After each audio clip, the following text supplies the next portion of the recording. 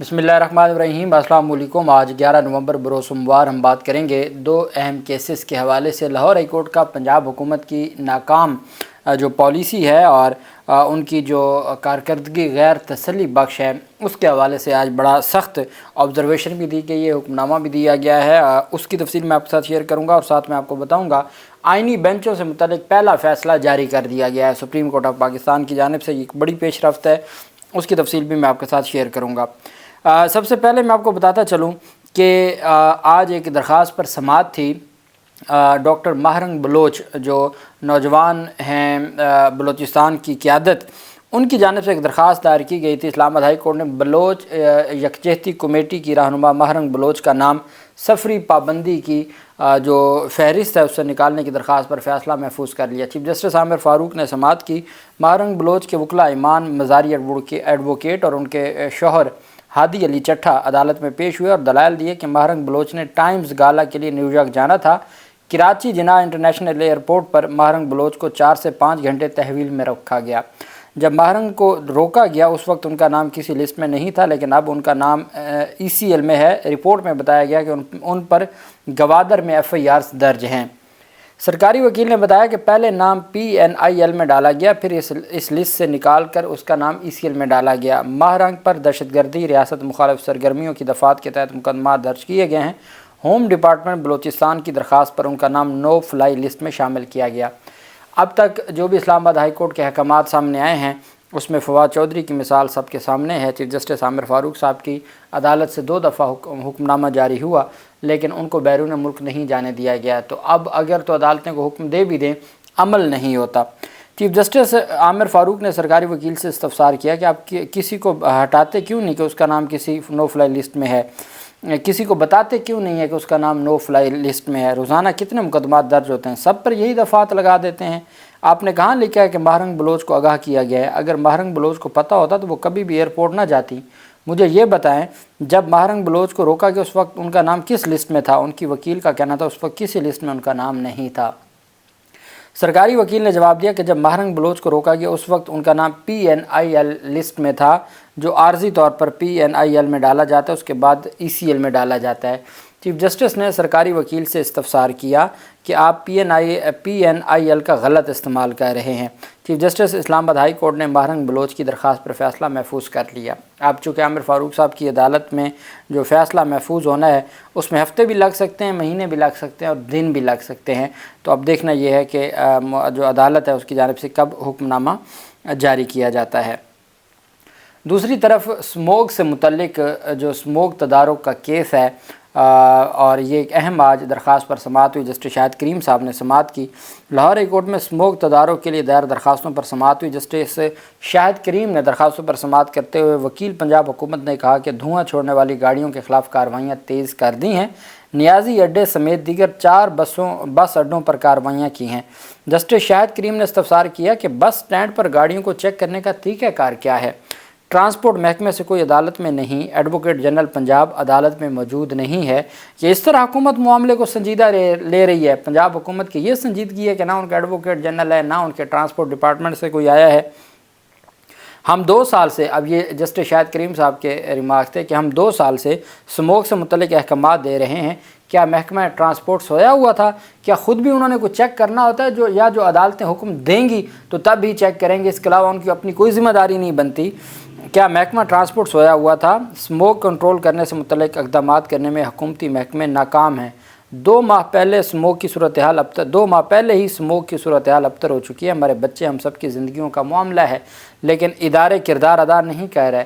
जब आपने बाइक्स का ऐलान किया और मैंने ऑर्डर पास किया तो आप सब ने बातें की। वो जब शाहिद करीम साहब ने ये स्टूडेंट्स को बाइक्स दे रहे थे और उन्होंने रोका था कि आप इनको इलेक्ट्रिक बाइक्स दें, आप इनको क्यों पेट्रोल बाइक्स दे रही हैं? फिर आपने पहले तबाही मची पड़ी है पूरे शहर में, तो उसके ऊपर फिर मजाक उड़ाया गया था और मरियम औरंगज़ेब ने भी और वज़ीर आला वगैरह ने भी अपनी प्रेस कॉन्फ्रेंस और तकरीर में बातें की थी कि हाई कोर्ट के एक जज ने स्टे दे दिया।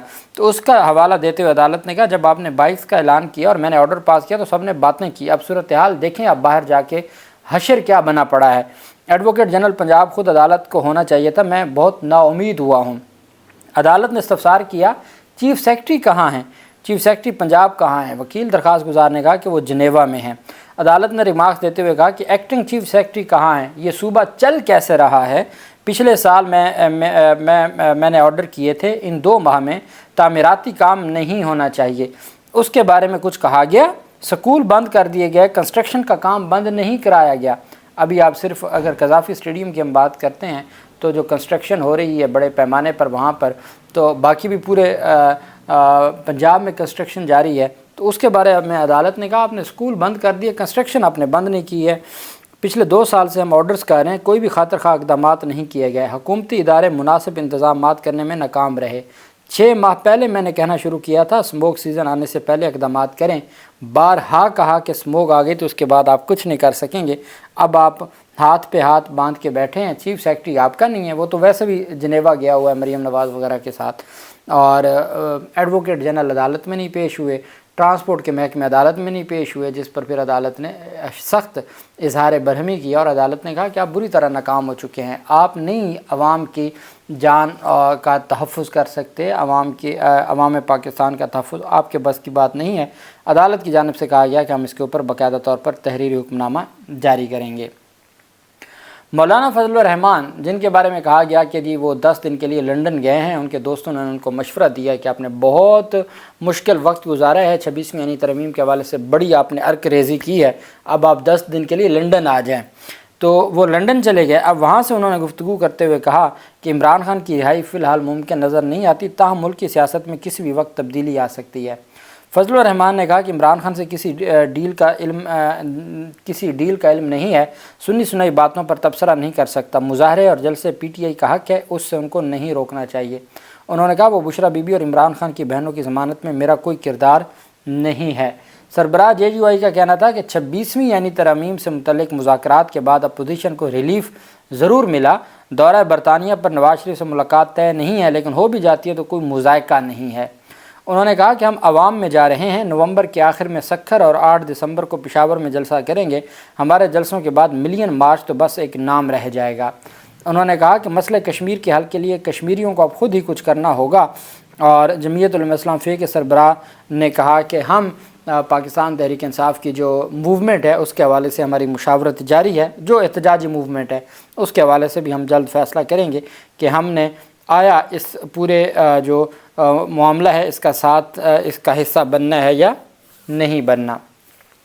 دوسری طرف 5 نومبر کو آئینی بینچ بنایا گیا 7 ممبران پر مشتمل۔ آج پہلا اجلاس ہوا ہے جسٹس امین الدین خان کی سربراہی میں۔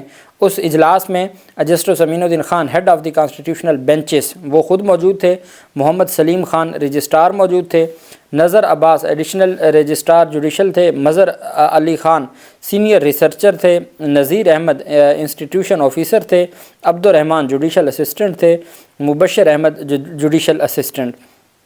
اب جو میٹنگ ہونی چاہیے تھی اور جس میں یہ تمام چیزیں سامنے آنی چاہیے تھی کہ جسٹس محمد علی مظہر اور جسٹس جو مندوخیل ہیں وہ دونوں ہی اس اجلاس میں موجود نہیں ہیں، جو کانسٹیٹیوشنل بینچز سے متعلق ہے، جو اس کمیٹی کا حصہ ہیں جنہوں نے بینچ بنانے ہیں اور جو جن کی جانب سے آگے معاملات کو آگے بڑھانا ہے یا بینچوں میں کیسز کو سماعت کے لیے مقرر کرنے سے متعلق جو ہے اس میں وہ معزز ججز نہیں تھے اور انتظامی افسران ضرور تھے۔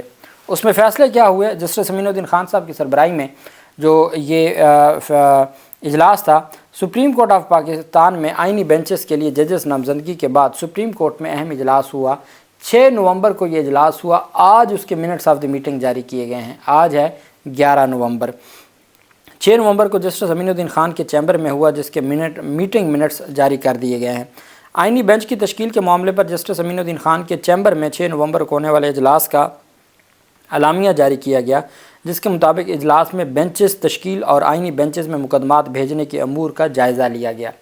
جسٹس امین الدین خان کو بتایا گیا کہ آرٹیکل 184 کی ذیلی شق 1، آرٹیکل 184 کی ذیلی شق 3 اور آرٹیکل 186 سمیت انسانی حقوق کے کیسز زیر التوا ہیں۔ اجلاس میں فیصلہ ہوا کہ 26ویں یعنی ترمیم کے بعد آرٹیکل 191A کے تحت مقدمات کی کلر کوڈنگ کی جائے گی۔ مظہر Ali Khan senior researcher officer کو ٹاسک دیا گیا کہ وہ ایسے مقدمات کی اسکروٹنی کریں جو آرٹیکل 199 کے تحت ہیں، جنہیں آئینی بینچز کے سامنے سماعت کے لیے مقرر کیا جانا چاہیے۔ مقدمات کو سماعت کے لیے مقرر کرنا، بینچز کے بیٹھنے، کورٹ روسٹر کے اجراء اور ہفتے میں سنے جانے والے مقدمات کے لیے دیگر 2 سینئر ممبران سے مشاورت کے بعد فیصلہ ہوگا۔ آئندہ اجلاس میں شیڈول جاری کیا جائے گا۔ اس میں کہا گیا کہ اجلاس میں registrar Saleem Khan, additional registrar judicial Nazar Abbas, institution officer Nazir Ahmed, judicial assistant Abdul Rehman وغیرہ نے شرکت کی۔ میٹنگ منٹس کے مطابق 6 نومبر کے اجلاس میں ایک کمیٹی ممبر کی عدم دستیابی کے سبب ملتوی کیا گیا۔ Justice Aminuddin Khan, justice Jamal Khan Mandokhel اور جسٹس محمد علی مظہر پر مشتمل 3 رکنی کمیٹی نے آئینی بینچز کی تشکیل کرنی ہے۔ اب جو اجلاس ہے اس میں نہ مندوخیل صاحب موجود ہیں اور نہ ہی اس کمیٹی کے اجلاس میں جسٹس محمد علی مظہر صاحب موجود ہیں، لیکن عدالت کی جانب سے یہ کہا گیا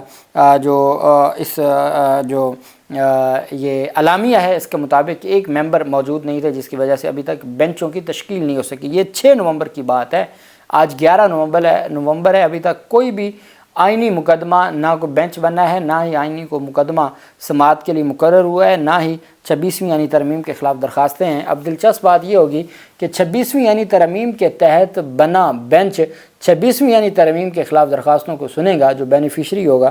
تو یہ بہت سارے، جیسا سندھ ہائی کورٹ کا میں نے آپ کو بتایا تھا کہ سندھ ہائی کورٹ میں آئینی بینچ نہ بن سکے چونکہ پریکٹیکلی اپلیکیبل ہی نہیں ہے۔ جو آج جسٹس منصور علی شاہ صاحب نے کہا کہ جی بتایا جائے کہ کیا ہم غیر آئینی سن رہے ہیں، تو جب ہم فیصلہ دے دیں گے اور ہم کہیں گے جی کہ اختیار ہے تو ہمیں کون روک سکتا ہے، پھر اس کی ریویو بھی تو ہمارے سامنے آنی ہے۔